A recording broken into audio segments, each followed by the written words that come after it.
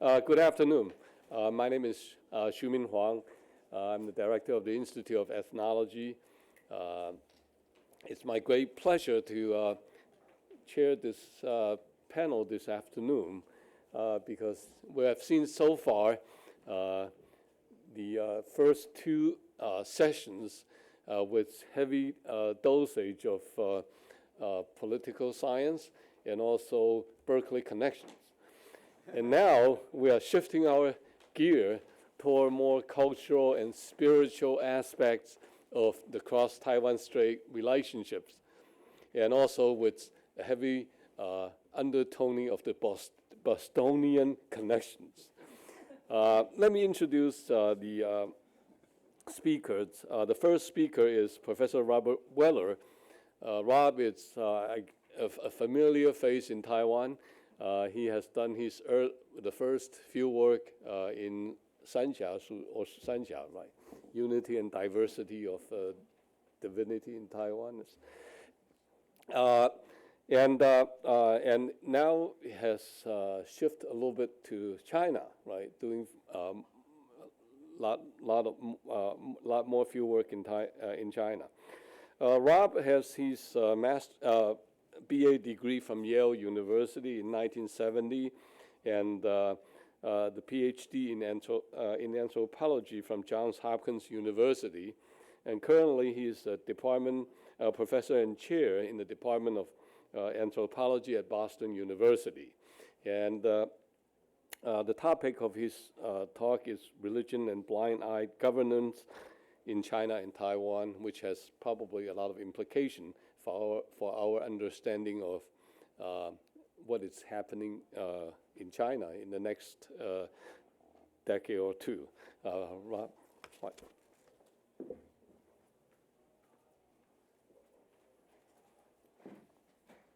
Thanks. So as Professor Huang just said, we move, I think, in this session especially from the previous session of high politics of the Great Triangle of the US and Taiwan and mainland China, seen as three broad states with broad policies. We move down, way down, to the grassroots here, to maybe where those policies get implemented or fail to get implemented on the ground, and in different kinds of ways. So we have in this session 4 papers, 2 of which deal with actual cross-straits connections, people going back and forth between the ROC and the PRC, and 2 of which deal with this in a more indirect way, really by asking about state-society relations within Taiwan, within mainland China, and also comparatively, what lessons do we learn from Taiwan for China and from China for Taiwan. So mine is one of those latter papers. Mine and Paul Katz's for this session fall into that latter kind of category.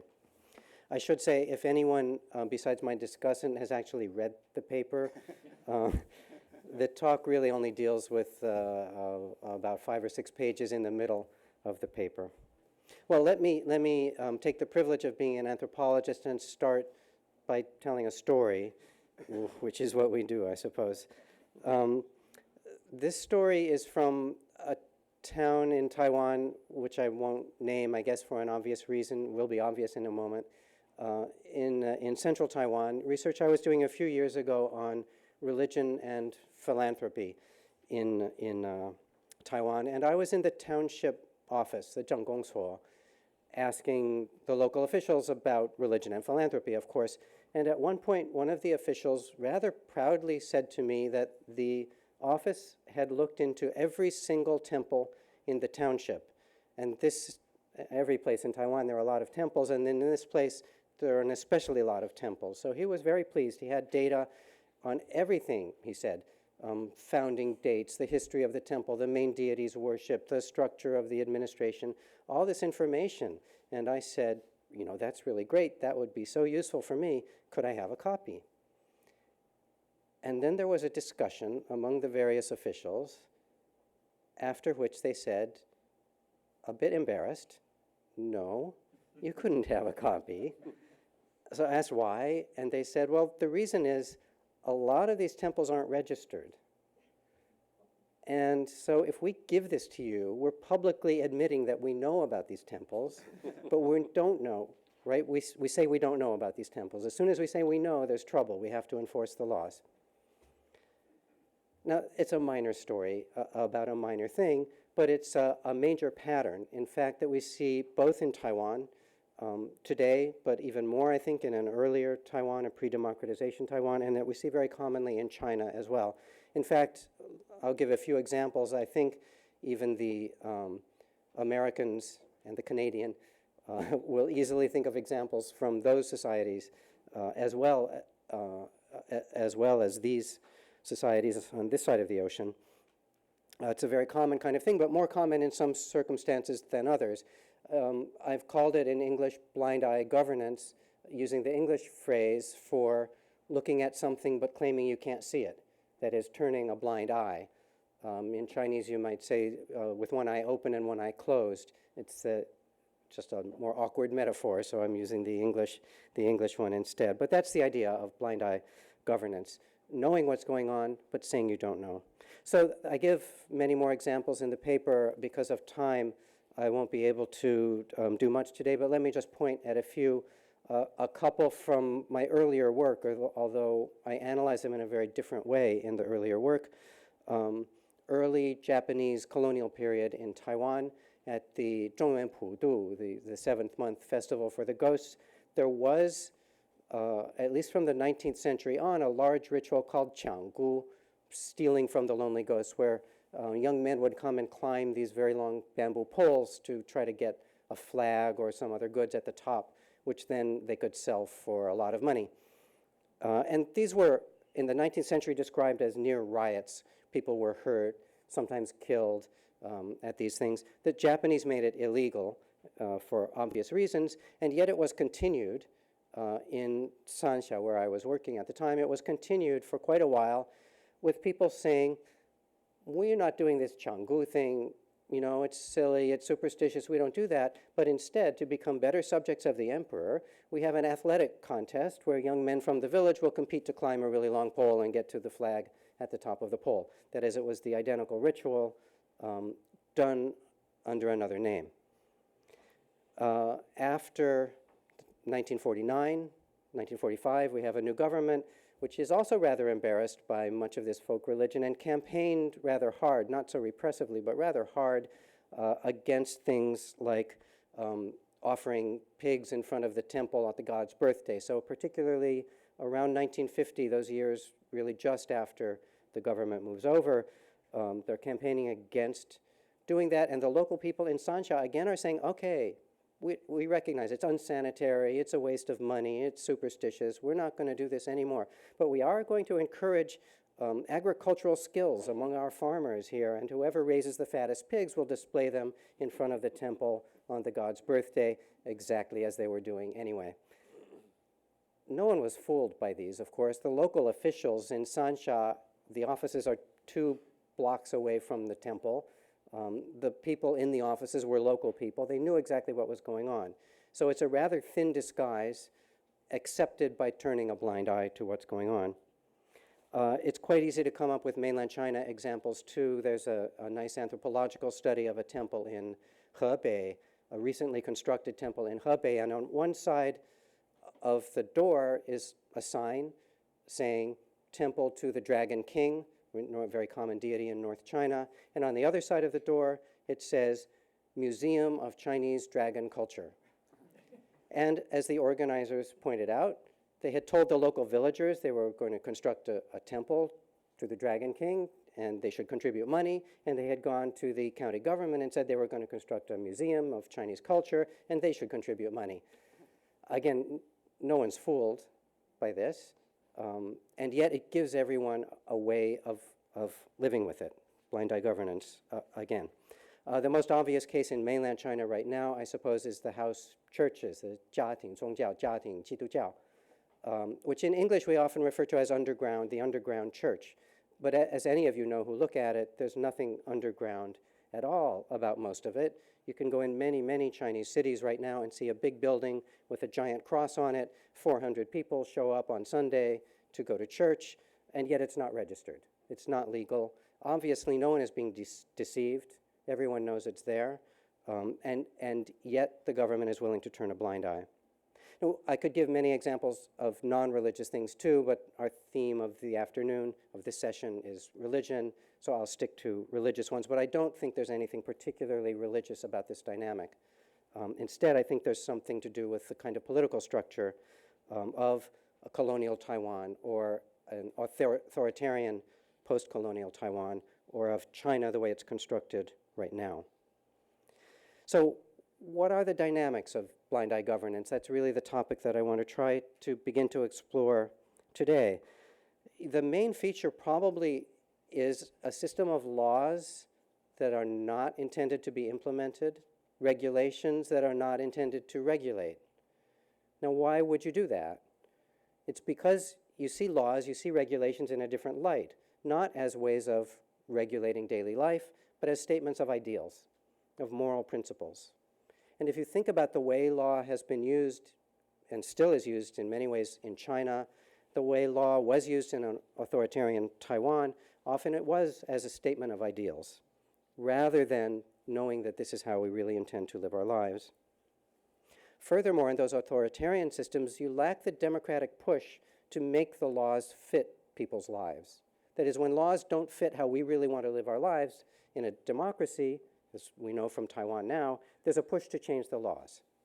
That's less likely to happen in these authoritarian regimes. So I'm speculating, I don't really know, and I think there's much more work to be done, but I'm speculating that one of the circumstances that leads to this kind of governance is an authoritarian regime that likes the idea of law or regulation as a statement of ideals. An authoritarian one, but not a completely totalitarian one. That is, this kind of system also says the state is leaving space for people to develop somewhat independently. So unlike the high Maoist period, say the Cultural Revolution, where I don't think you get as much of this, what you get instead is just plain deception, really fooling people. That is, lower levels of government, for instance, sending up false reports to higher level governments about what's going on. It's a different dynamic, also not an honest one, but quite a different kind of one. That is, blind eye governance requires a certain amount of open space for society. Now, why would you do it? As a local official, why would you do something like this? And here I think it's a very difficult balancing act that they're considering, always on an ad hoc basis. That is, every decision is in a sense independent. It has to be, because your eyes are blind. You can't make this explicit. You can't talk about it directly. The system falls apart as soon as you do that. I think the clearest example in the United States of this at the moment is the don't ask, don't tell policy in the US military about gays. The Americans at least know the argument, but the problem with it is as soon as you say this is our policy, that is a policy of blind eye governance, it can't be your policy anymore because you've made it open. And so the policy's been somewhat disastrous and continues to be highly controversial. So it's always ad hoc decisions, and it's a combination. What do you gain? What do you gain from allowing something like this to go on? What do you gain from having a house church right in front of you when everybody knows it's not legal? Or any of these other kinds of examples. What you gain is a society. That is, you gain a certain amount of social self-organization. You have temples, lineages. I haven't mentioned NGOs because they're not religions, but NGOs in China very much fit this kind of model as well, most of them. They buffer people. They buffer people from economic storms, from health disasters. And by doing so, they release pressure on the state. You know, the Chinese slogan that they had for a while of a small state and a big society was really exactly to say this, you know, let us give you the welfare function. You deal with it. Of course, much the way Taiwan worked, especially during the authoritarian period. You deliver social goods like old age care, emergency relief, and all of these other functions privately instead of having the state take the full responsibility. There's a lot to be gained from having a society, and society in much of China is based on these organizations that are technically not legal. Lineages are not legal in China, but widespread again, at least in parts of China. Local temples have no legal basis, but again are widespread in China. Local churches, well, as I've discussed just now. So what do you gain by ignoring it, by turning a blind eye? Those are the kinds of things you gain. You also have to think of the cost of repression. How much do you have to pay to put something down? And the cost of repression can be quite high and not worth it. On the other hand, there's the cost of non-repression. For instance, are they going to rebel? You know, that is, can this be mobilized on a larger scale that becomes dangerous to me? And on the other hand, is my boss, you know, the county level government, the province, the nation, are they going to find out that I'm ignoring this, and am I going to be in trouble for that? So these are all considerations, and of course the answers to them varies according to the circumstance. And then of course, how important is it to me, is it that I maintain the illusion? That I have my ideals stated as ideals in laws and regulations, rather than compromising them by changing those laws. So those are the kinds of things people have to think about, and the result has been one form of governance. There are many others, of course, at the same time, but one form of governance that muddles along fairly effectively. It's not always a happy one. That is, part of the dynamics of this are not just these ad hoc decisions, but a dynamic of repression. That is, once you've opened the door, say, for house churches, how do you prevent people from walking way more through that door than you ever intended them to do? How do you keep it under control? Once you've said you can ignore the laws, at what point do you start saying, yeah, but you can't ignore them that much? So there is a mode of repression that goes with this, and I would suggest that there are two kinds of mechanisms that occur with some importance here. One of them is to draw a line. That is to say, you have crossed the line. You, this house church, here, right now, you've become too political, we're shutting you down. And again, it's easy if you follow the news on this in China, it's quite easy to come up with cases where one church doesn't appear to be that different from any other one, but an example needs to be made. And the other form is just random repression. That is random. There are probably local, very contextual reasons why a particular group gets chosen and another doesn't, but the message to the groups in general, the house churches, the local temples, whatever we want to look at, the message to them in general is no one is safe. That's the point of random state terror in general, and of this particular kind of repression too. What's gained for the state? Self-censorship by these organizations, right? If you know that you're subject to control at any point, if the state simply by doing this says, in the end, we draw the line, not you, these groups tend to become tame, and that's why this works in the long term. That's what allows this to be relatively stable, even though it is constantly these ad hoc and very flexible kinds of decisions. So harsh but only occasional enforcement is crucial here. So we see this, let me turn away from religion for a moment. One of the clearest ways to see this is looking at NGOs in China, where for a long time they've allowed NGOs, and legally it's a corporatist system. I'll do my best. Legally it's a corporatist system, one sector, one NGO. In fact, there are NGOs all over the place registered as for-profits, again, outside the law really, to avoid the law. Registered under the wrong kinds of organizations, not registered at all. There are all kinds of possibilities there. And what happened after 1989 is a big repression. Many NGOs are unregistered and banned. So if you graph them, it goes like this, and then there's a big dip. And 3 years later, it's back where it would have been anyway. And then we have 1999, Falun Gong, another big repression of NGOs, not just religions, but NGOs. 3 years later, it's back where it would have been anyway. This is the kind of pattern that I'm referring to. Those aren't changes of policy. Those are moments where they say, this is where the line is, rather than changing the policy. Well, let me finish, because the first bell has already rung. In the paper, I frame this in a larger way. That is, how does any state solve a problem that every state must solve? How do we get information about what's really going on the ground? Democracies do that in a kind of radical way. We have elections where the people can throw us out if they don't like what's going on. Well, if we're not going to be democratic, if we're authoritarian, you have to have other ways. Without other ways, you end up with the starvation of the Great Leap Forward or something like that. There are many of those: petitions, local protests, lawsuits, NGOs. We know them all from authoritarian period Taiwan. We know them all from China right now. But I would like really in this paper just to add the one more, to add blind eye governance as yet another way, one with its own tensions, its own forms of repression, but one that's nevertheless quite widespread and important. Thank you.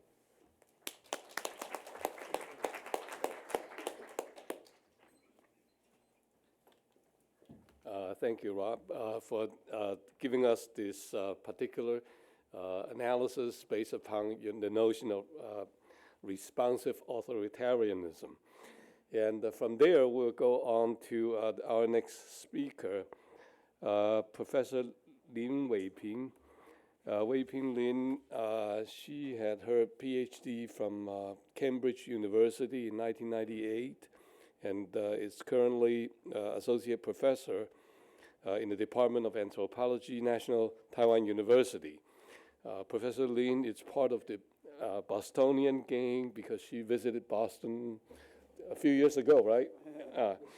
The topic that she will be presenting, it's taking us to the front line, that it's the island of Mazu.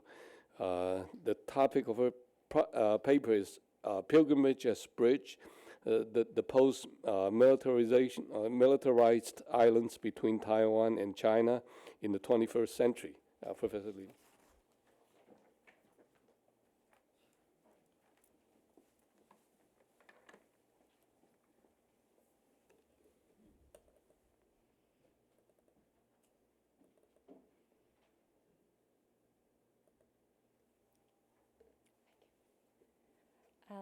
It's my pleasure to speak here.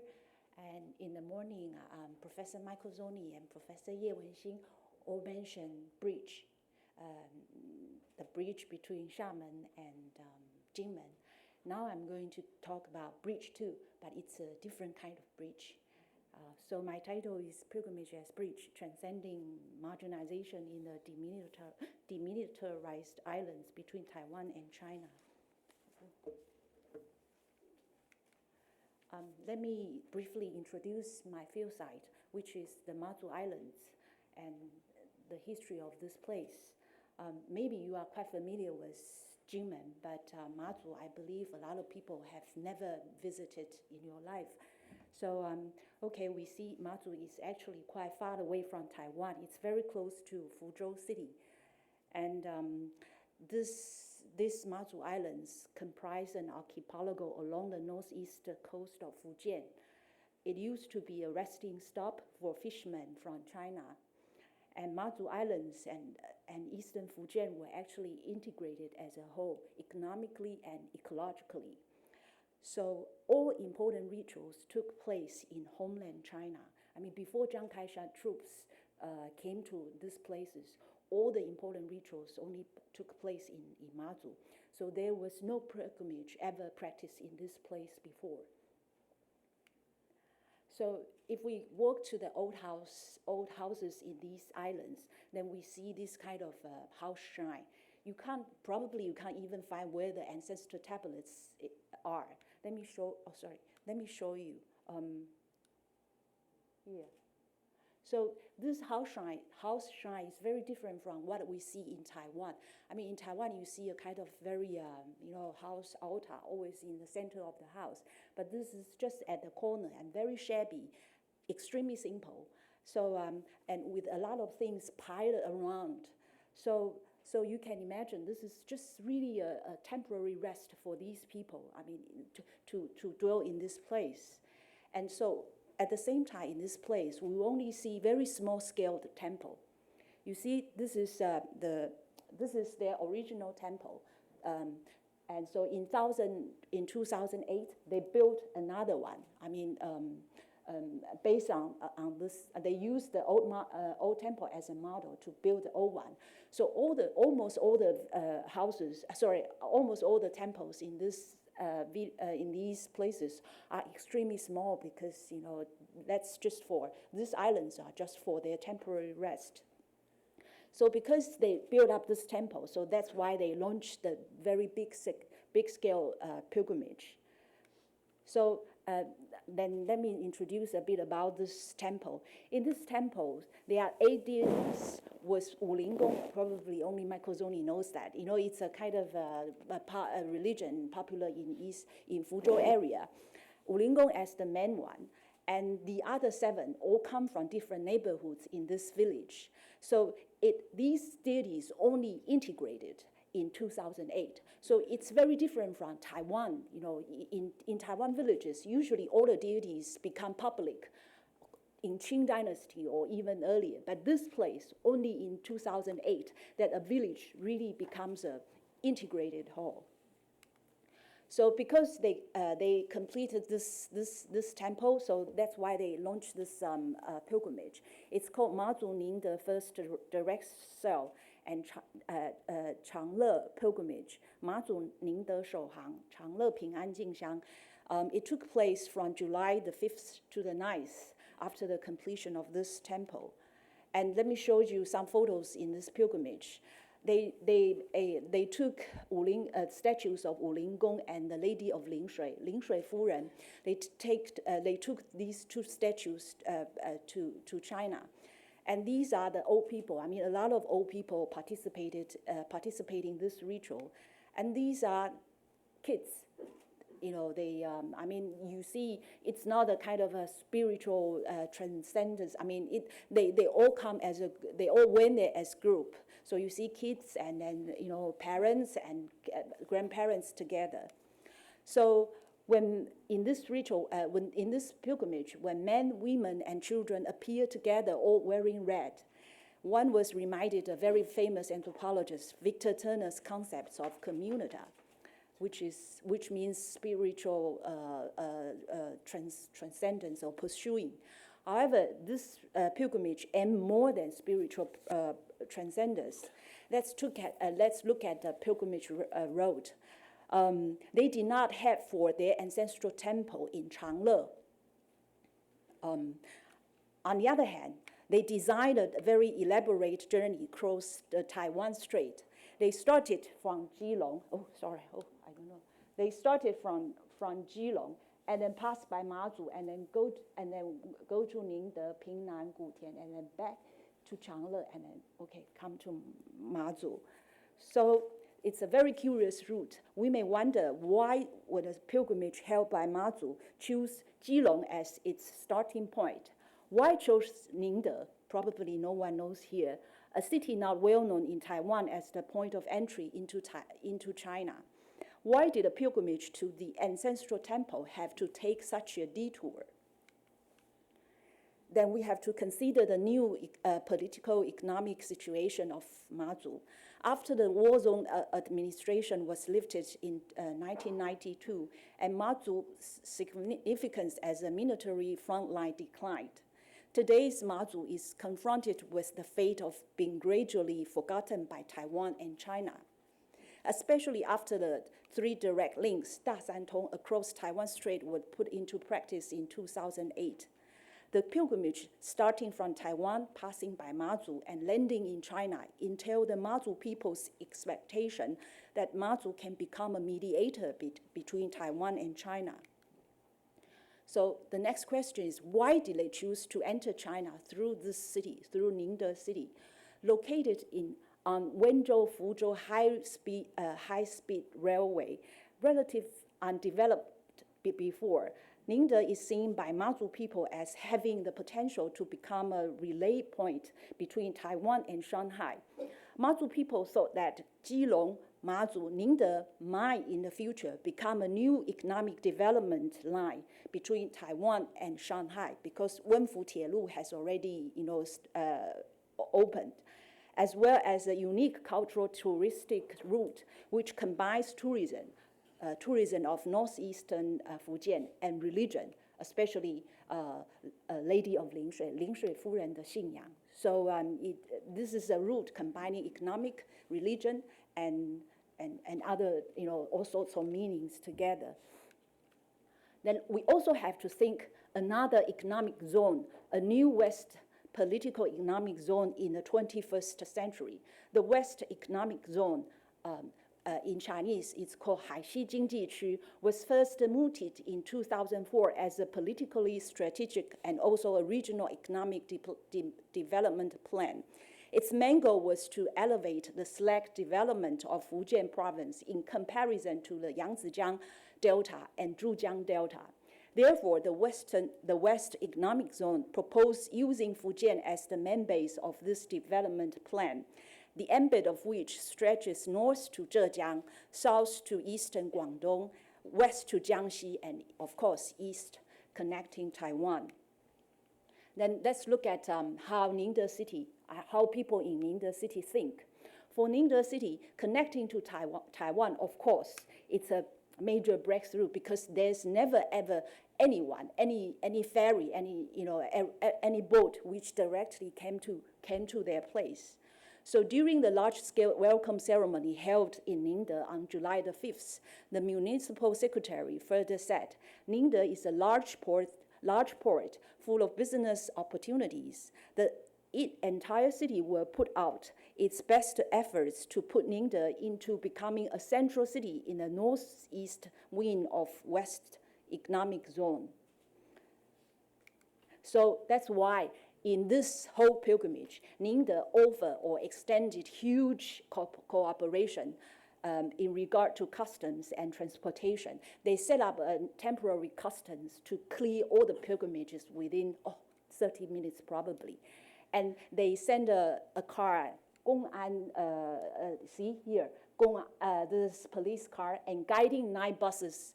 So we roam through the streets in the 5 days without meeting any red traffic lights. And in every intersection along the route, a police officer stationed to assist with traffic control here. So there's no traffic light along the route. Why such a, then we will ask, why such a political economic project should be realized through a religious activity?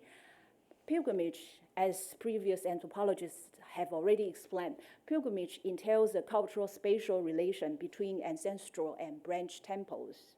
In this pilgrimage, the original cultural space between Oxhorn and its homeland is combined with political economic developments and expanded to a regional scale to include Taiwan and northeast Fujian. But at the same time, we see diminishing religiousness. To attract Taiwan's attention, the temple of the lower deity, Lingshui Furen, the Lady of Lingshui, was arranged to visit first before the ancestral temple and threaten the original deity's hierarchy because Wulingong is supposed to, to be the center and the focus. But the whole range, the whole route makes Lingshui Furen as the center. So it raised the protest of the elders. Elders say that we should go to Wulingong, then after that you can go anywhere you want. That's how, so the elders were not happy with this. Although finally this was resolved, tourism, in this case, you see tourism is not less important than religious consideration. So at the same time, we also see concurrent political rights. The pilgrimage group practiced the ritual of political alliance in every place they visited. For example, in Keelung Port, Keelung Gangwuju, 是不是? Keelung press conference was arranged there, in which the mayor of Keelung and officers from Ministry of Transportation, 交通部次长, were all invited to be there. And then in Ningde, of course, this is a big celebration. You can see also formal. So the 市委书记 and and other important officials all came. And then in Pingnan, again, a political ritual. And then in Gutian, again, everywhere you saw this parallel with pilgrimage, religious ritual. So Mazu officials exchanged votive chaplets and gifts with local Chinese politicians. Photos of these rituals were published in both Mazu and China newspapers and websites the next day. In other words, the religious rites were done by the elders, while political alliances were forged by officials. Two kinds of rituals parallel each other and were simultaneously underlined in the pilgrimage. And then let's look at other a direct pilgrimage in Mazu Islands, because Oxhorn village is not the first one to do this. It was done three times before. The first time was in 2001 from Mazu to China, and then 2007 again, from Mazu to China, and then 2008 from Mazu to Taiwan. So if I draw the routes of these pilgrimages done by Mazu, you can see they always try to put themselves in the center. So these pilgrimages all try to connect either Taiwan or China, or Taiwan or China. This is actually drawn by the local officials. They told me they want to centralize. They want to be the center. So the distinct features of Mazu pilgrimage. First, their timing betrays a lack of the regularity typical of other Taiwan pilgrimages, such as Dajia, Jingxiang, very different. The locations of the pilgrimages are not fixed, and the routes can cover a short or long distance. 没有特别的乡路. 乡路 is very important, incense road, but here there's no incense road. Third, the Mazu pilgrimages bear the objective of creating new links and connections. These routes were designed to connect Taiwan and China. It gives us a clue as to how strongly the Mazu people desire to transcend their margin positions by these rituals. But we may wonder, are they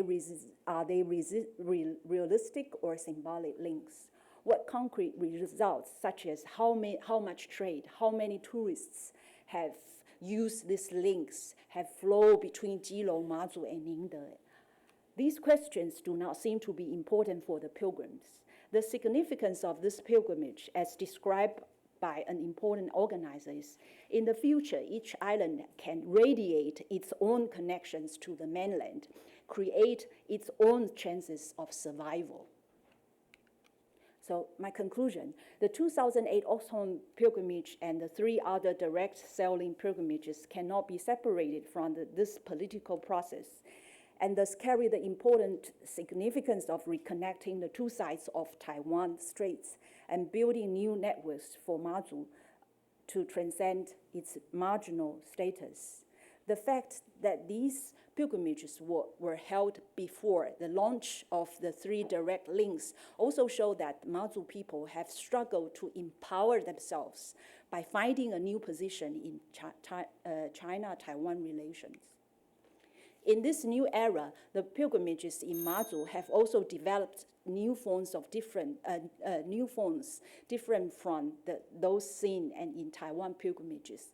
As I discovered above, in early times, Mazu was merely served as a stopover destination for fishing boats, and most of its cultural activities were only performed or done in mainland. So the pilgrimage of recent years were undoubtedly inspired by Taiwan pilgrimage. 他们告诉我，他们大甲金香给他们很多启发。But since pilgrimage was not part of their tradition, they don't have this tradition, so the local people can be more spontaneously and improvisational in the planning and developing their style of pilgrimage. In this new type of pilgrimage, religion is no longer, but we see in this type of pilgrimage, religion is no longer the dominating factor. The religiousness of the event is diminishing. Tourism is incorporated into the pilgrimage, and the whole journey is punctuated by a series of political alliance rituals. The source of power of pilgrimage comes not only from engaging with deities, but also from politics and economy. Pilgrimage has thus become much more complex and multifaceted than in the past. Mazu provides us with an excellent example of reflecting what contemporary pilgrimage is. Thank you all for listening.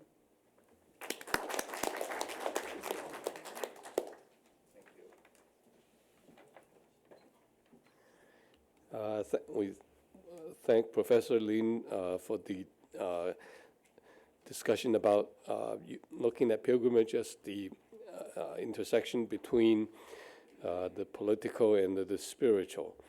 Our next speaker is Professor CHANG-HUI, and who has her PhD from the Department of Anthropology at Boston University. And Professor Chi will take us to the other offshore island of Jinmen, and her topic is the Code of Patriotic Generals and Collective Memory of War on Jinmen. Professor Chi.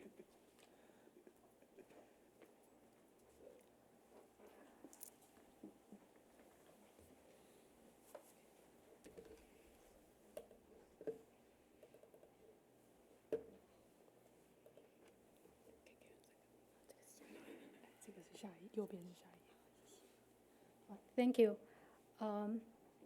I believe you have an idea of the Jinmen's dilemma in current cross-strait relations from Michael's presentation this morning.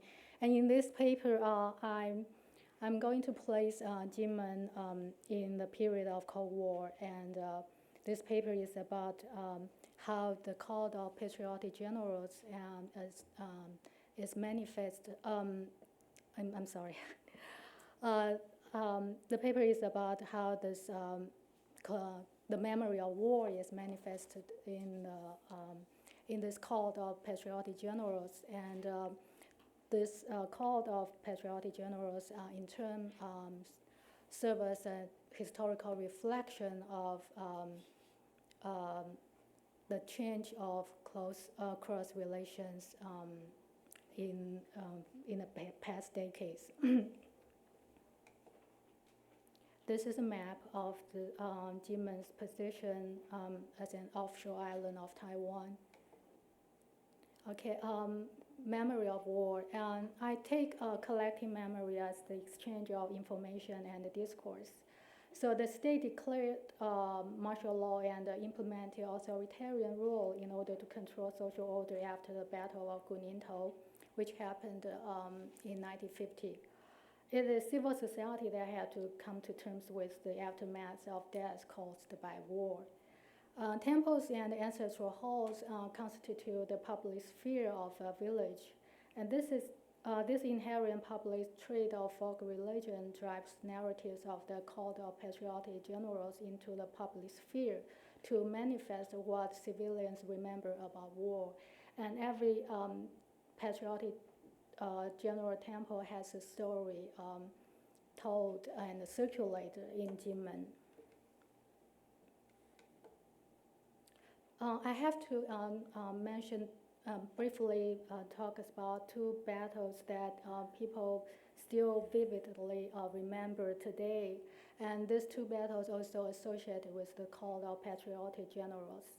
First is the Battle of Guningtou. On October 25th, the communist troops raided Jinmen, and after fierce fighting for 56 hours, the communist troops finally surrendered in Guningtou on October 27, 1950. And this battle is the turning point to stabilize the relations in the strait. And it also gives the nationalist government a chance to consolidate its dominance in Taiwan. The second one is August 23 artillery war. Beijing made another attempt at liberating Taiwan by shelling Jinmen from August 23 through October 6, 1958. Almost 500,000 shells were fired from FUJIAN. Thousands of houses were damaged. 142 civilians died in war. After the August 23 artillery war, the military launched a comprehensive militarization scheme transforming Jinmen into a battleground prepared for war. The two sides of the strait entered the so-called alternate day shelling until 1978, when the PRC established diplomatic relations with the US. These battles made civilians realize living on the edge of war was suddenly the reality of their life. Patriotic General Temples, Aigujiang Junmiao. The cult of the Patriotic General is associated with the memory of the Gunintao Battle and the August 23 Artillery War. The battlefield of the Gunintao Battle was literally a mass grave. The legend of the wandering ghost soldiers begging for food began circulating in the area of Gunintao in 1951. People called them patriotic generals, 爱国将军. But no one knows the origin of this name. There are currently 42 patriotic general temples. The temples that worship the soldiers that died in the Battle of Gunintao are located primarily in the original war zone, and only one is located in Jinmen Township itself. Patriotic general temples outside the war zone are associated with the August 23 Artillery War. Let me show you the map of the distribution of patriotic general temples. So this is the war zone of Gunintao Battle, and you can see the concentration of patriotic generals in this area. And outside this area, all these temples are associated with the soldiers died in the war, in the August 23 Artillery War. The manner in which ghost soldiers initiate social ties with the living is quite consistent, that is, by haunting the victims. So every temple builder has a story to tell about how they got sick or and then cannot be cured, so they have to go to a seance for answer from the deity. So let me give you an example of this temple, Zhonglieci, which is a patriotic general temple. Established in 1965, Zhonglieci Martyr Temple in Beishan enshrines 5 patriotic generals who died in the Battle of Gunintao. The woman who built the temple claimed her husband got mentally ill, and she then turned to Liu Wangye for advice and was told that her husband was haunted by the spirit of a soldier after he had dug up the body of a soldier in the vegetable garden. And this is just part of the story because of time strain. People worship patriotic generals of both the nationalist and communist forces.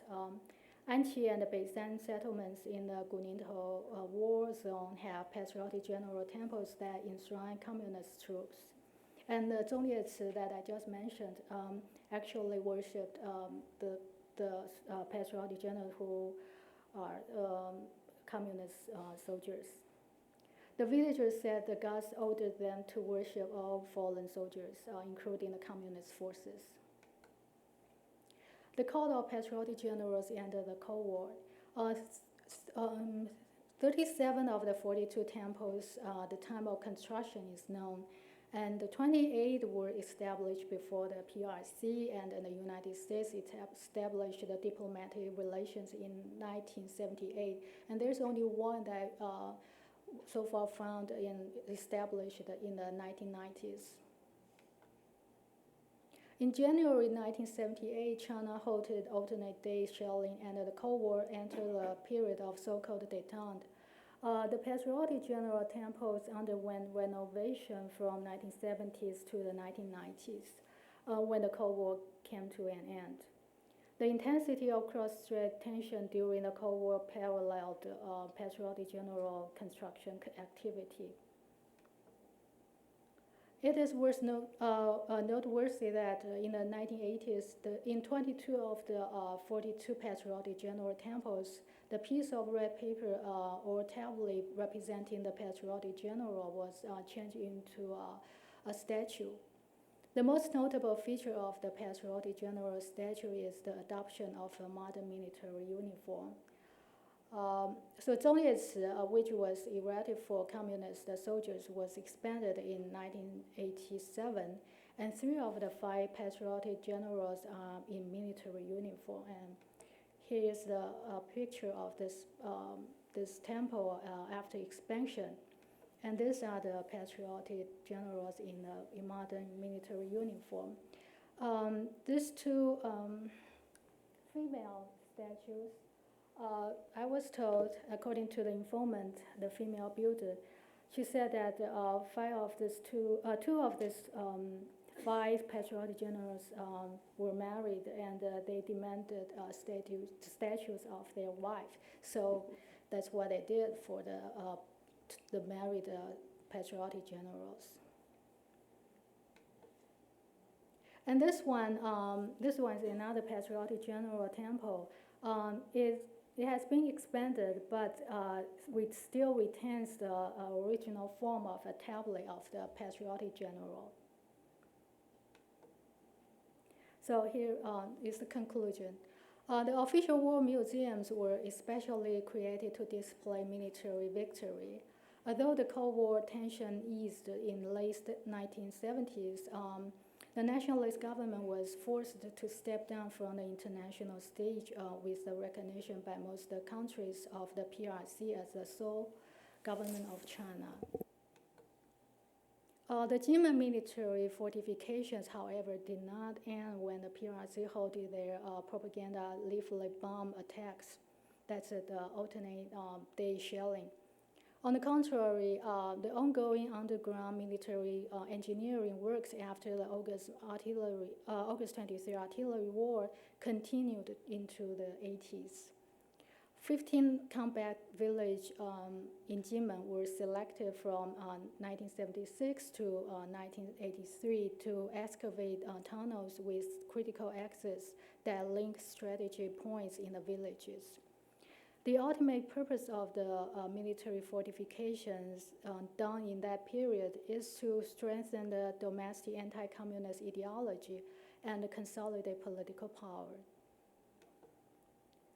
Amid military fortifications since the late 70s, the patriotic generals have celebrated their rank promotion and upward deification. The patriotic generals, standing or sitting in small temples, reflect the collective folk memory of war and death, and their deification signifies the coming of the end of the war.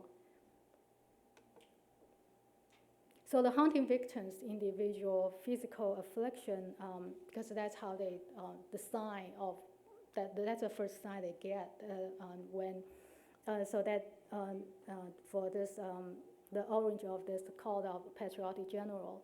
So the hunted victims' individual physical affliction symbolizes social pain for the atrocities caused by war. The call of the patriotic generals is a right of affliction that civilians have adopted to address the impact of war on their daily life. Thank you.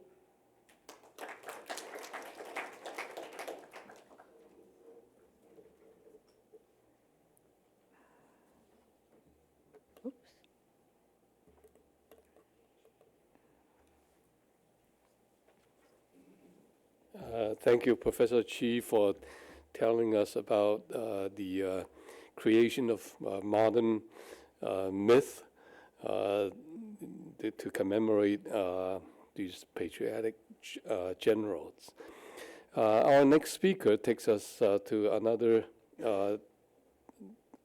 direction, that is to look at how religion or rituals are used in the judiciary system. Professor Paul KATZ receives his BA from Yale University in 1980, and then PhD from Princeton in 1990. Now he is a research fellow at the Institute of Modern History in Academia Sinica. The topic of his presentation is divine justice, judiciary rituals and official legitimacy in Chinese legal culture. Professor KATZ.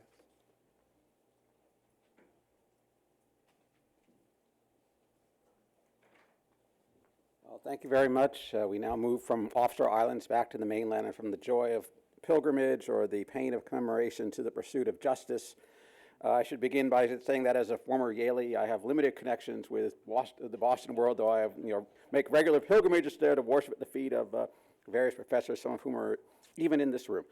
But for the remainder of my 17 minutes of fame, I will try to, redirect this paper our attention to the idea of justice and the relationship between religion and justice in both China and Taiwan.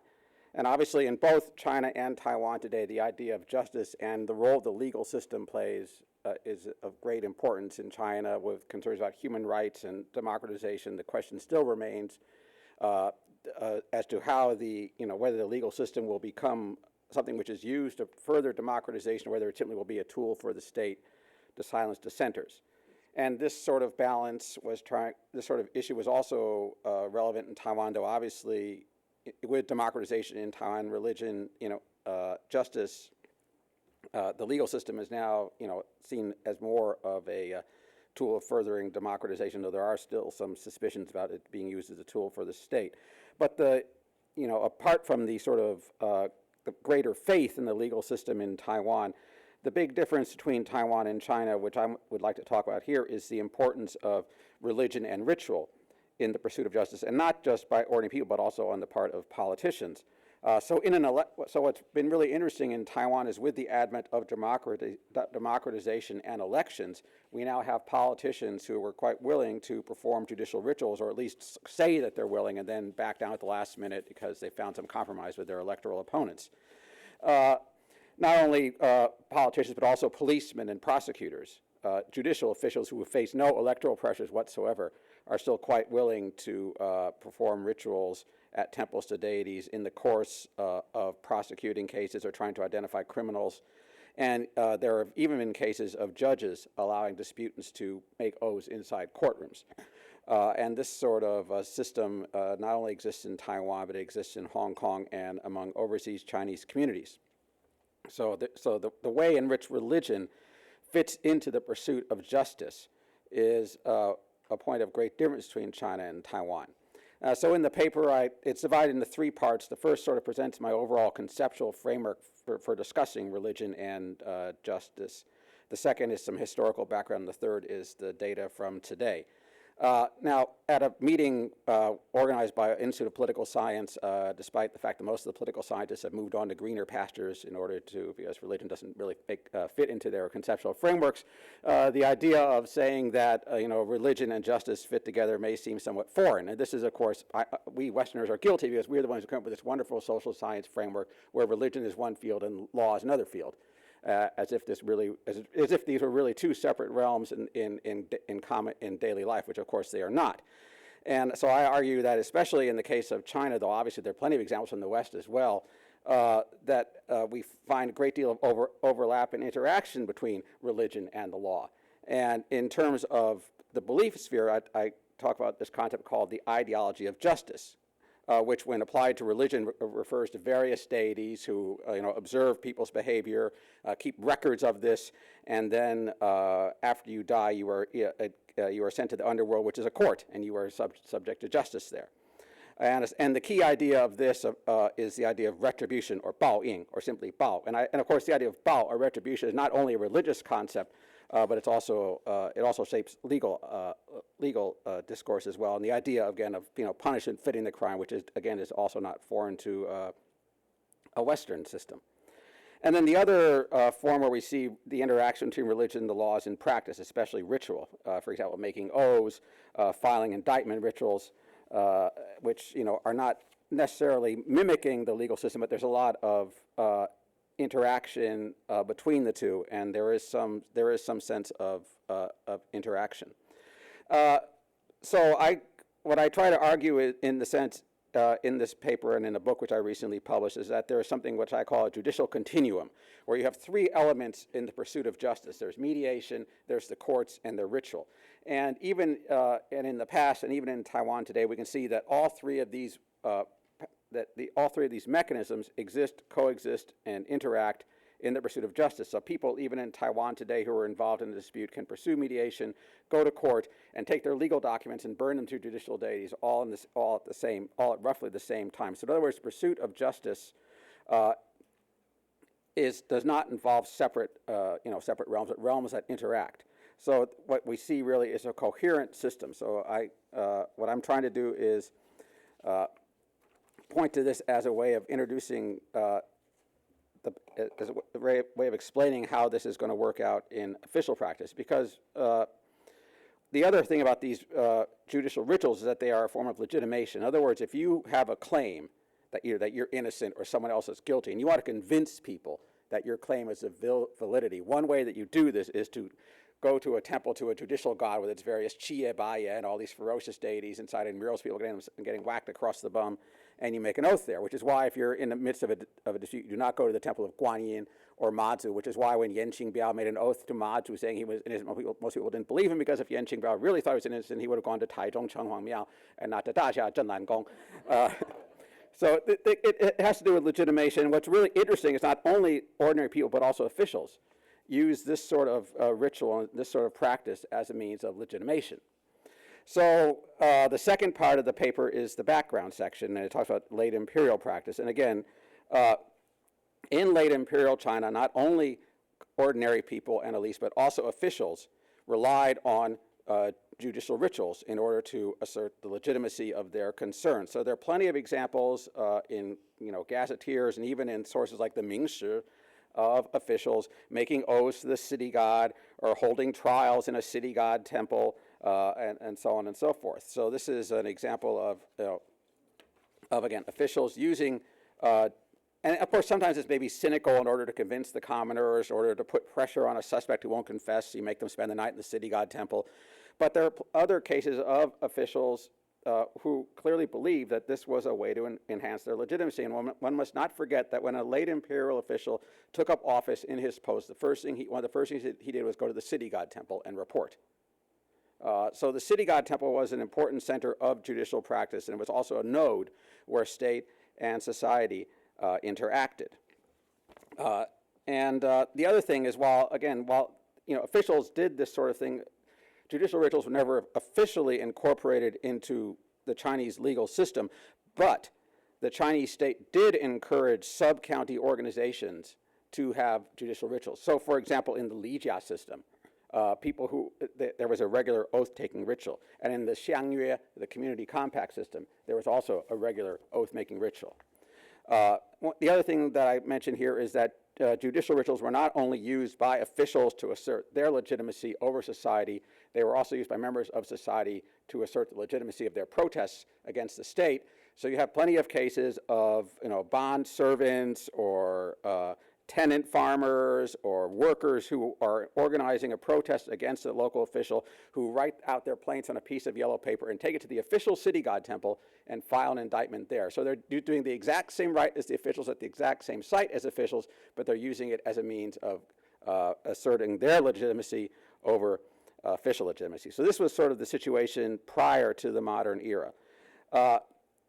Now, obviously, there's some continuity and there's some change as we get into modern times. One very interesting question, which really people haven't thought about that much, is when China decided to adopt a Western legal system, what happened to the Western idea of swearing in witnesses?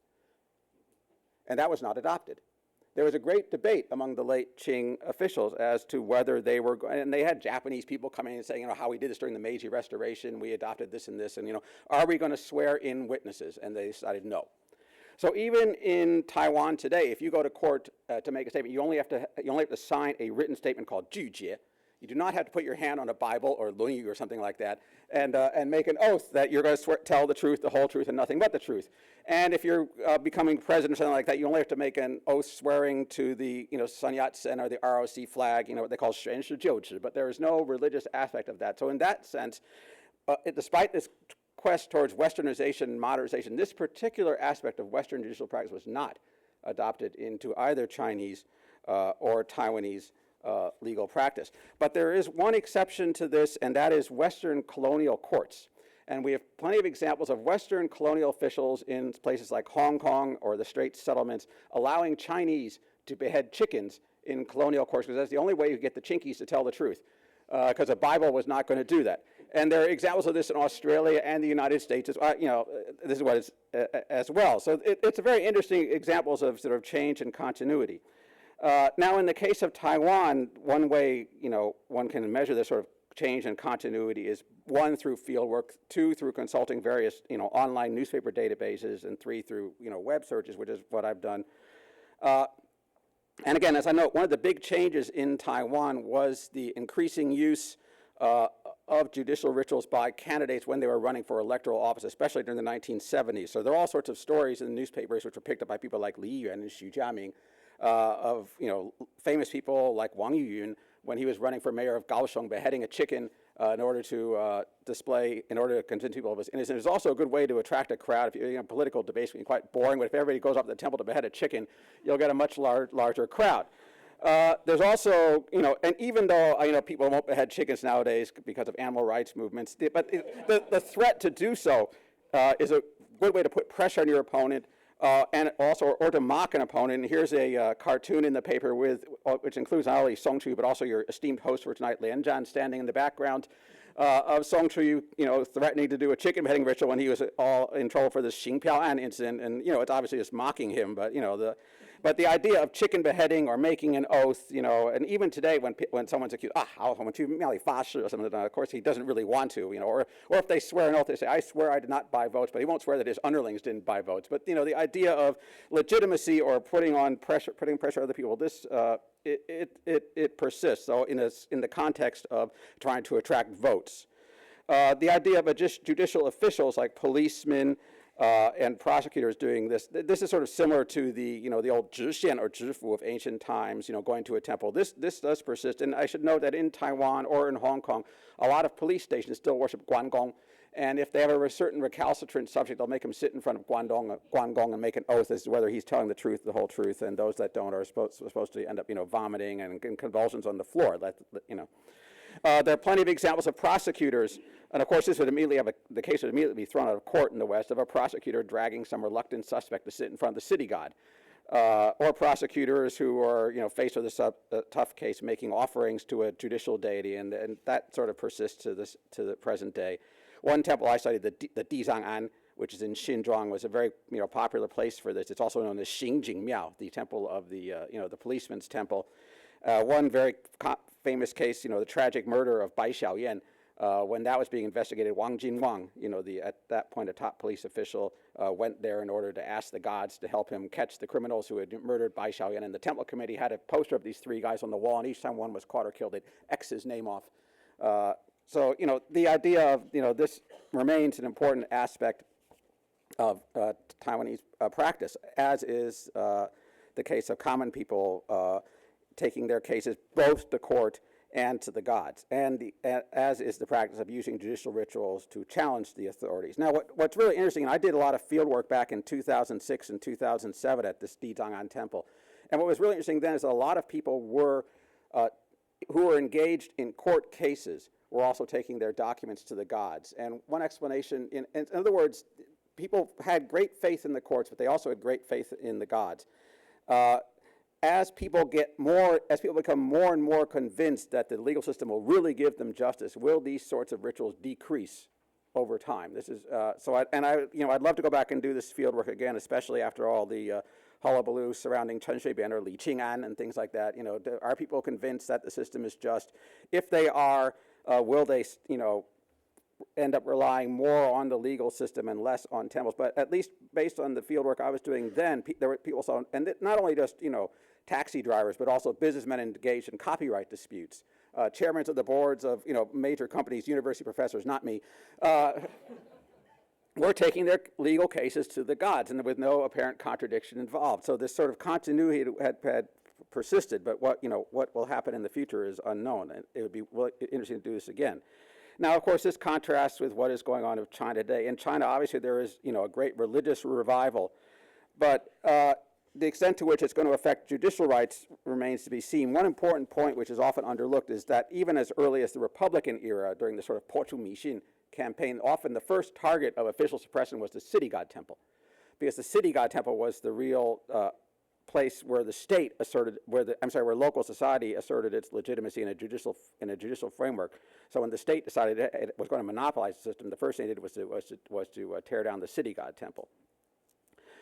Now, I've been to Quanzhou and certain parts of South China, and I've seen people, again, filing plaints to the city god or to the emperor of the Eastern Peak, and there are newspaper accounts of, like Baogong, Judge Bao temples in China where these rites are coming up. But there's still essentially, again, it's sort of the blind eye of governance thing. This is, it's going on, but sort of near the surface without being fully recognized. The state is, what is interesting is that the state, especially the Administration of Religious Affairs Office, this 国家宗教事务局, has now established the category of popular faith, like 民间信仰, is now a legitimate category in state discourse. And whether this will allow these sort of non-Buddhist or non-Taoist rituals to gain legitimacy over time remains to be seen. But I certainly have not seen any examples of officials being willing to go to temples to perform these rites. So it'll be interesting to see as China continues to modernize and go through various throes of reform and stuff, whether, and especially what with the longing for justice in China today and the controversies overall sort of thing, how the state is going to view and how it's going to treat this form of practice, which in the past it condoned and participated in, but now, at least in the context of China, either ignores or frowns upon. And I don't know the answer to that, but it's just one other way of looking at sort of the development of state and society relations in a cultural and religious context. And that's where I'll stop, and thank you very much.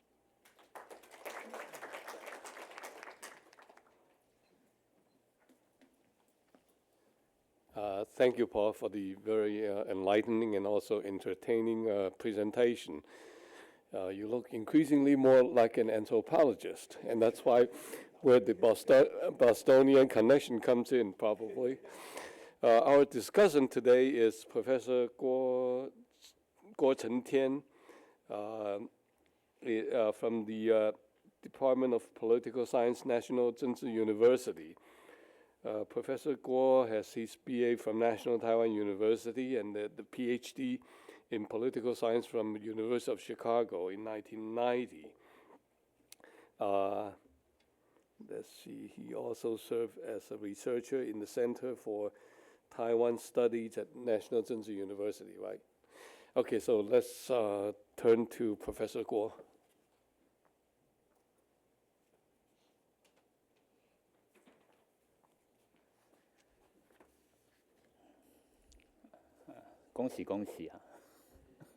Chinese New Year is coming next week.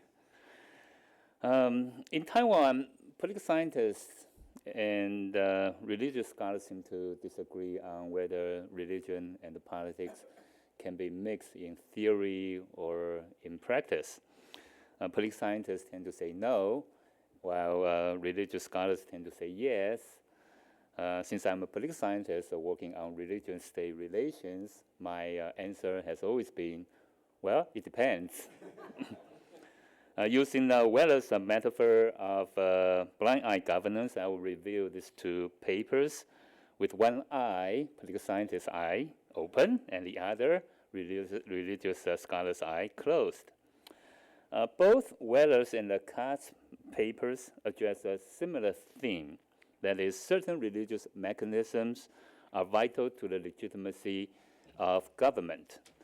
The religious mechanisms can be corporatist religious organizations or religious rituals. Weller puts more emphasis on corporatist religious organizations, while KATZ elaborates the legitimation function of religious rituals. They argue that these religious mechanisms have helped to legitimize both the authoritarian and the democratic governments in Taiwan and would have a different implication for the Chinese government. Fair enough. I can't agree with them more because this is a very argument I'm paid for in my teaching and research here. However, there are some things in these papers that caught the political science eye of mine, and let me start with Weller's paper. First, did the corporatist social organizations in general and the corporatist religious organizations in particular contribute to the legitimacy of the KMT regime before and after 1987? I would argue that many business associations, agricultural cooperatives, and the pro-KMT labor unions did, as I said that in a book I published in 1995. But not those independent social movements and independent labor unions first organized by the opposition movement. What about those corporatist religious organizations? Again, it depends. The Buddhists and the Taoists were organized in corporatist fashion, but not the folk religions and the Christians. The four major Buddhist organizations developed their layman organizations outside the corporatist structure, but support the KMT regime. Most Taoist and the folk religion believers tended to support the DPP despite the corporatist structure. In those big famous Mazhu temples like Dajia Zhenlan Gong and Beigang Chaotian Kong, whose management boards were firmly in the hands of pro-KMT local factional members, but they tend to alienate more voters than garnered because of their gangster background. Yiguan Dao, which was declared an evil cult by the KMT regime, was the staunchest supporter of the KMT before 1987. Therefore, religion does matter in Taiwanese politics, but the idiosyncratic theology, organization, and the political experiences of religious organizations are probably more important than their corporatist structures. Secondly, Weller mentioned about the importance of identity politics in Taiwan, but the role of religion in this issue is not clear in this paper, and this is probably correct anyway, because except for the Presbyterian Church and a few small temples in Taiwan, most of Taiwan's religious organizations do not openly support Taiwan independence. On the contrary, they have been more than eager to develop their market shares in religious market shares in China. What's the prospect for religion-state relations in China? Yes, the Chinese social and the religious organizations are also cooperatists, probably more so than their Taiwanese counterparts. But without a commitment to democratic values and without the critical support from a significant opposition movement, these Chinese NGOs are probably as good as their Singaporean counterparts or state Shinto in pre-war Japan in supporting the authoritarian regime. Ironically, only when they were captured by corrupt clientelistic networks could they help undermine the legitimacy of the authoritarian government as their counterparts did in pre-1987 Taiwan and Spain, Portugal, and the Latin America countries in the 1970s. Let me turn to Paul KATZ's paper.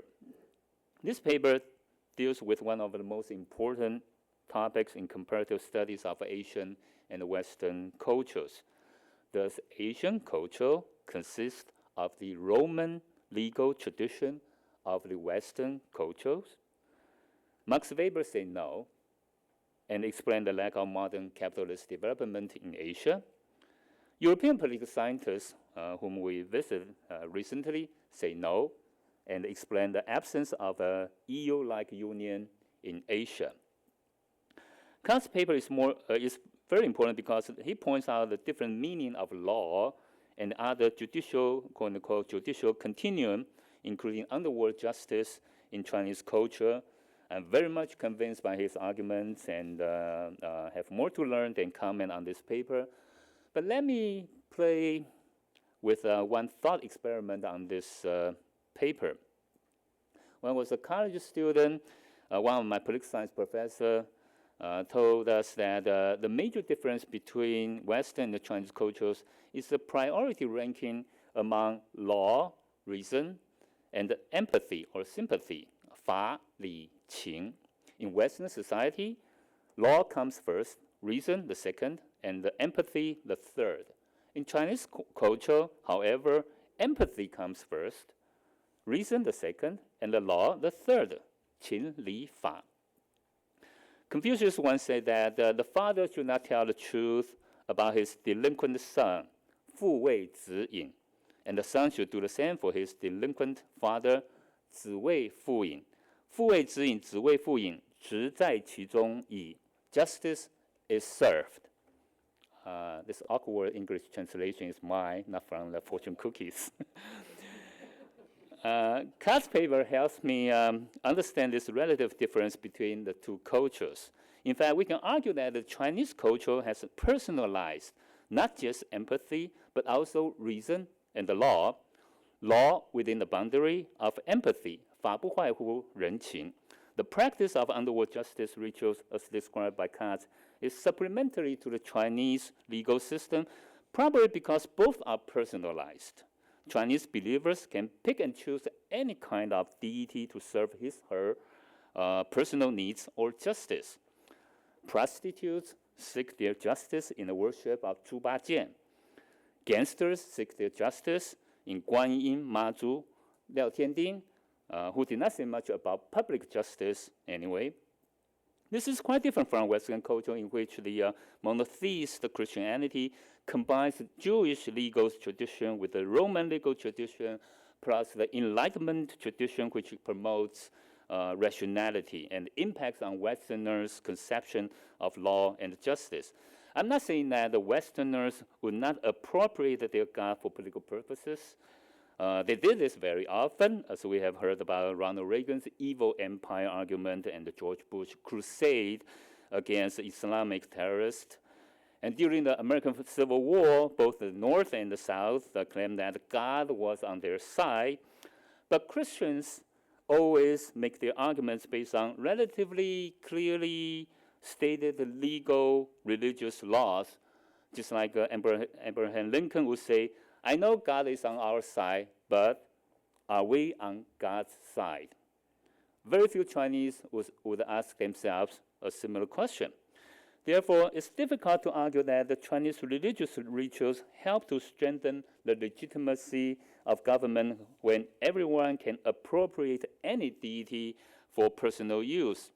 Li Fengmao has written numerous works on the revolutionary potentials of the otherwise peaceful Taoists between the dynasties. And this is probably also the reason why when the Chinese government decided to promote religion in the last decade, they chose the more institutionalized and obedient Buddhism than Taoism. Again, as in Weller's paper, it's probably not the corporatist religious organizations or judicial rituals per se that would help legitimize the government, but rather who and what they practice for what purposes that really matter in the study of religion-state relations in Chinese society. Finally, as Chinese New Year is coming next week, I wish you 身体健康，万事如意。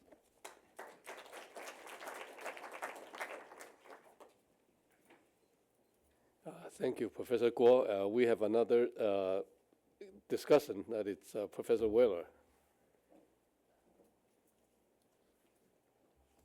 So I'll try to be quick in the hopes of having at least a little time for everyone to discuss these papers. So it's the two papers I know least about that I get to discuss, the Mazu and Jinmen papers. I guess I'll do Lin Wei-Ping's first because she was first of the two. So she has a really interesting paper showing that pilgrimage isn't just about religion, or at least these pilgrimages, the one she discusses most, the one through Ningda, Ningda, are not just about religion, they're about economics, they're about politics. In fact, political rituals and religious rituals were paired all the way at every site, really. And they're about tourism, too. So this is important, and she shows a lot about the particulars of this pilgrimage compared to the usual pilgrimages in Taiwan, or for that matter on China, that people write about. These seem to be ad hoc in their timing. They're not regular once a year or whatever. She points out in the written paper, though, that there was always another pattern of pilgrimages, one that was ad hoc and not on a regular calendar. I went on one a horrible experience, which is why I only went on one. But, you know, that was a bunch of my neighbors in Sanxia got together and said, let's go to all the Manzu temples, all the famous Manzu temples. And they went just once. It was never repeated. It was a route they made up. It had a fair amount of just plain tourism. We ended up in Kending, what's now Kending Gongyuan, but was then not. But, you know, it has no temples of any significance. It was all those things tied together. It wasn't so different. So it's not the kind of pilgrimage that gets the most attention, but it was always there, as I think you recognize in the written paper. In fact, I would push it a bit further. I suspect pilgrimage, mostly in Chinese and Taiwanese history, was religious and was economic and was political and was touristical all the time. And the only reason we have a different expectation, and of course our literature, Victor Turner and the other things you discuss more in the paper, our literature tells us it's about religion, it's about communitas, it's about spirituality or something like that. When in fact, my guess is even in Europe, the tourist aspect, the economic aspect, even the political aspect of pilgrimage were as important as going to Lourdes to get healed, or you know, the religious aspect of what people were doing. That what we have is a particularly modern division of the religious world from the other world, something Paul KATZ already referred to in a different context, that's become really an intimate part of our anthropological literature on pilgrimage. Pilgrimage is about religion, it's about communitas, it's about liminality, these kinds of things. When I think what you're showing is a continuity with a bigger piece of what pilgrimage maybe has long been about. If there was a period when it was not about that, I think it was the period when both the Chinese and the Taiwanese government, that is both the Republican government and the Communist government, really adopted that modernist Western project of isolating religion as a separate sphere. And all of this is not meant as a critique, but as a suggestion of how you could broaden the argument and push it farther, I think, for an anthropological audience at least, because I think this is not just a story about Manzu, although obviously it is. It's a story about how we should understand pilgrimage in a way rather different from not just Victor Turner, but even critics of Victor Turner who haven't really gone in this direction. So without being able to take any more time for what's actually a very rich paper, let me just, with that one suggestion, and on Lin Wei-Ping's paper, CHANG-HUI's paper, Chi-Chang-Hui's paper. So this one, very different sort of material, but another fascinating case of all these ghost temples, these Aiguo Jiangjun, but I mean that we would call them ghost temples in any other context. What she shows, she theorized the spoken talk less than she theorized the written paper, but you know, she's really dealing with the formation of collective memory, and a particular kind of collective memory where the government itself had a project of creating a collective memory for Jinmen, which was not contradictory. That is, she doesn't argue this, and I don't think you could argue that it's opposition to the government's project, but it's different from the government's project. So the government is also using these kinds of temples, but not like this, right? This is a different kind of dynamic that's going on there. So I think it's a really interesting case there.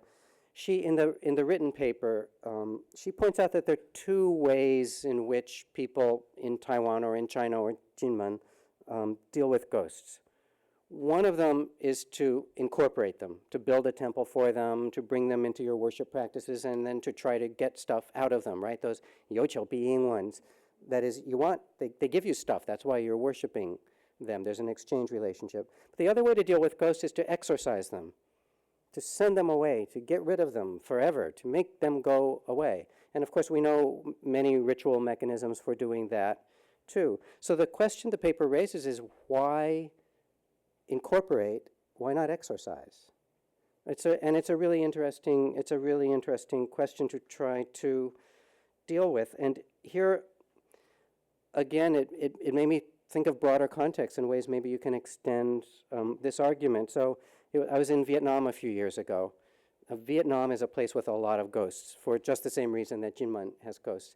And the way Vietnam has been dealing with all its ghosts is very much like the Jinmen way. That is, it's not to exorcise them, but it's to incorporate them in temples. The ghosts of Southern Vietnamese soldiers and civilians who died, of Northern Vietnamese, of Viet Minh, of Americans. It doesn't matter, friends, enemies, North, South, communist, anti-communist, all of them are being incorporated in ways that are quite similar to what we have here.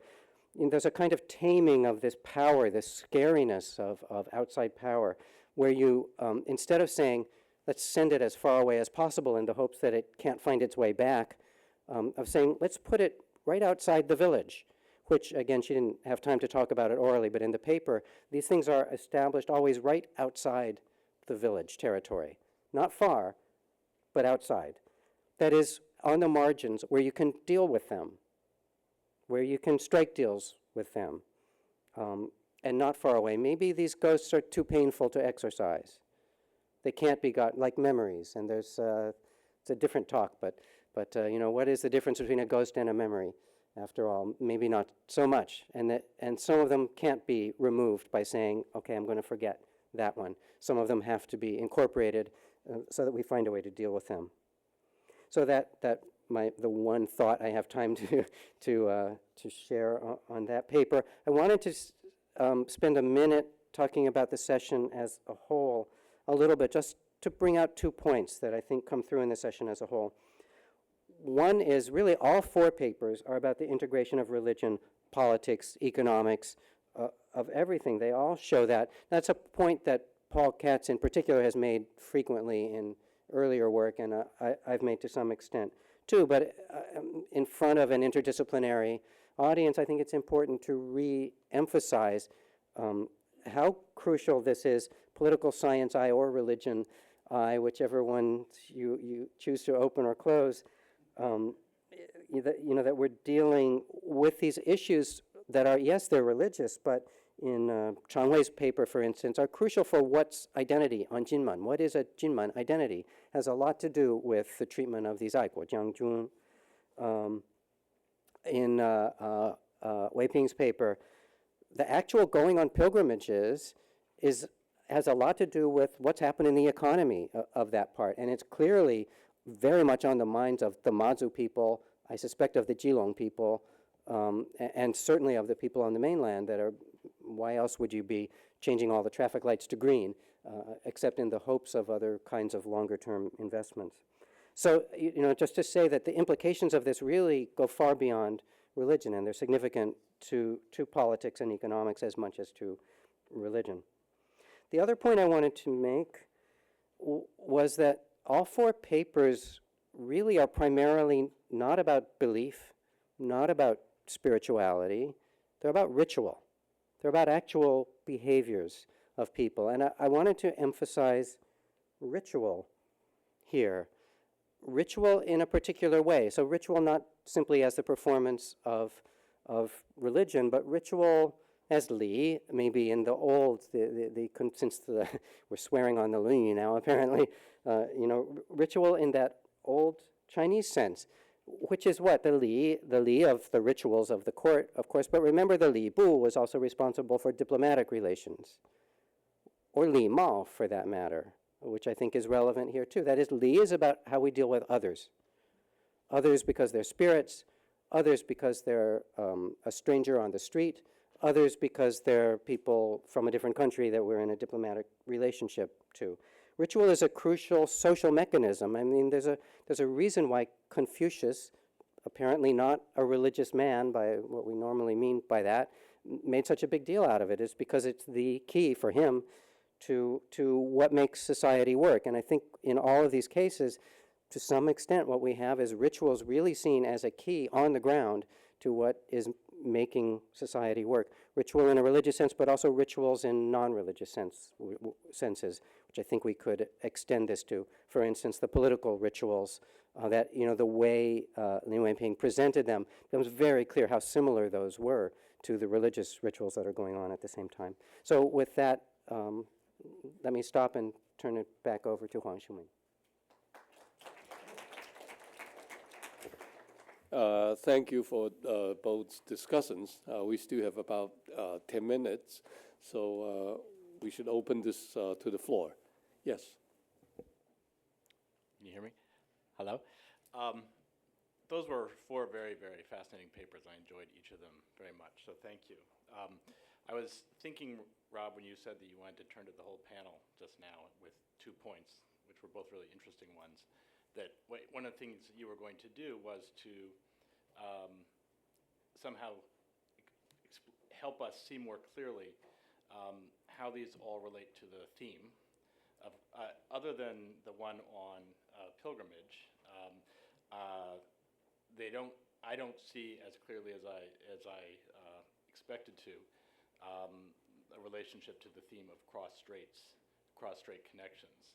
One of the things I would say about the political science panel, even though that's far from what it is I do or think about, is that the connections were very clear to me.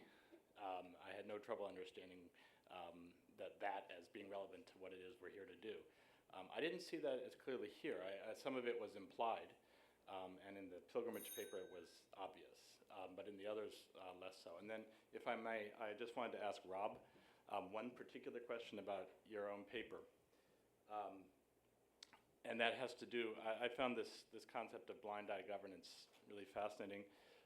One thing that wasn't clear to me though, and this is really a side point, but still is, why the insistence on a kind of legalistic interpretation at all? So I think it was Paul or somebody just now was talking about Qing-Li-Fa as sort of being the order in which this has been interpreted in China, and you're seeming to put the stress on Fa here. Why not just call these ideals and leave it at that? Why is there this great need to pretend that there are laws and then turn a blind eye? But those are 2 very different kinds of questions.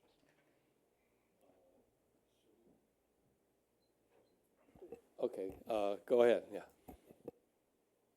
As a political scientist who's still here, did not depart for greener pastures, I want to commend the panelists. These were all fascinating papers, maybe only because I don't read enough anthropology and spend too much time on political science, but I found them really, really wonderful. And I was especially interested in the 2 sort of DIY, do-it-yourself religious movements that are aimed at accomplishing these collective community goals, and in particular on CHENG-HUI's paper, because it seems to me that I found myself really touched in my heart by the idea of the deification of these fallen soldiers without regard to which side they were on or what rank they had held, and the sense that there are these lost souls who have met their end alone and tragically, in our homeland, and we have to do something for them, I think is really beautiful and quite moving. But I wonder if the identity of these particular ghosts alters in any way the way they are received and the way they are commemorated. So in other words, I think with any ghost, there's a mixture of fear and pity in the way people understand those ghosts and deal with them. Do these guys get more pity than fear compared to other ghosts, or are they still dangerous enough that they're primarily an object of fear? That was my question. Well, for the sake of time, we should probably stop the questions and then let our presenters to have 3 minutes to respond to the comments or discussions. Why don't we start with Rob?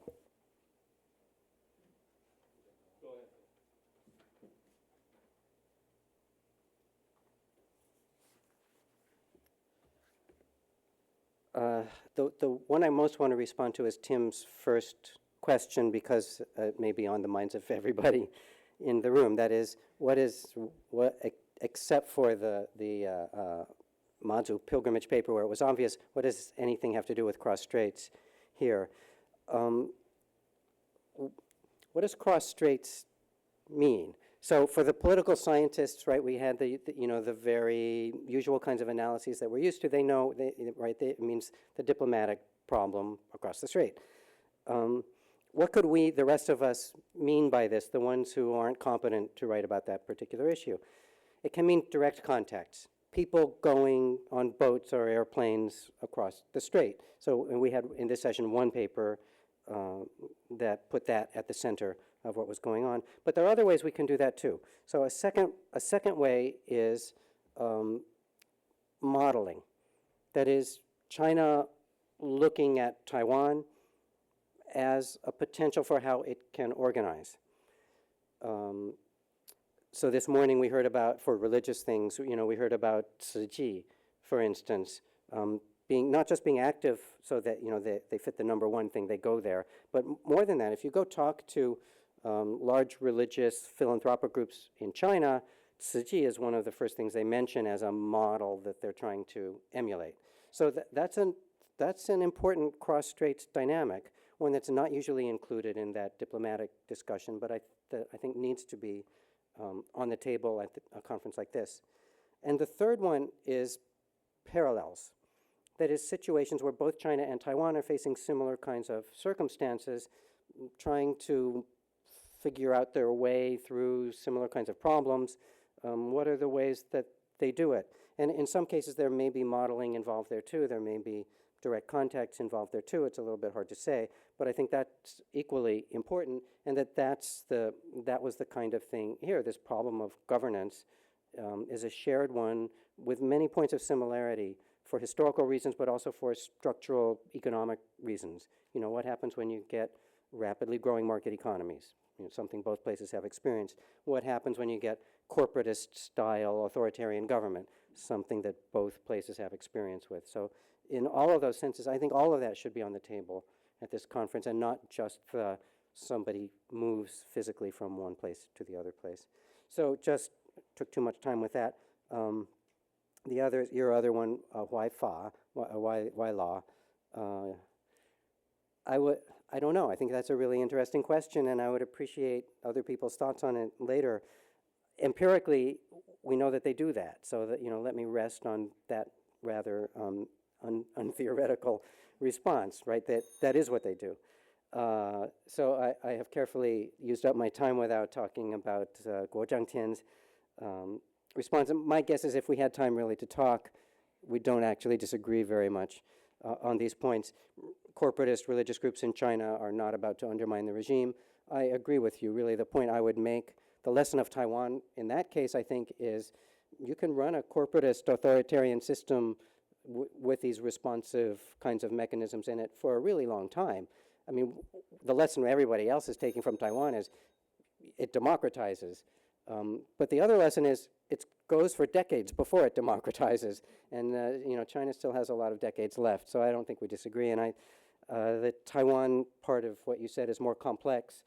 I wouldn't mind talking through, especially Yiguandao, which I think appears to be the exception in that. Right, the other non-corporatist groups are really not very supportive of the government, but Yiguandao, you're right.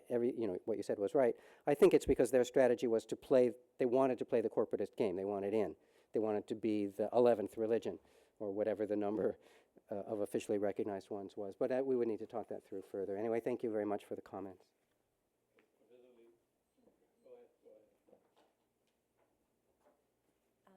I would just I would just answer Professor Weller's questions. Actually, what I discussed this ritual not only just for Mazu, but for pilgrimages in Taiwan too, because I think there's a new kind of pilgrimage rising now. Okay, Professor Weller says that in my paper I actually divide pilgrimages into two types. One is that you go back to your ancestral temple annually. So this you see a lot. But the other type is that, it's very impromptu. A group of people can just get together and then saying that we go somewhere and then, guang on the way, buying this terchan, buying, different things.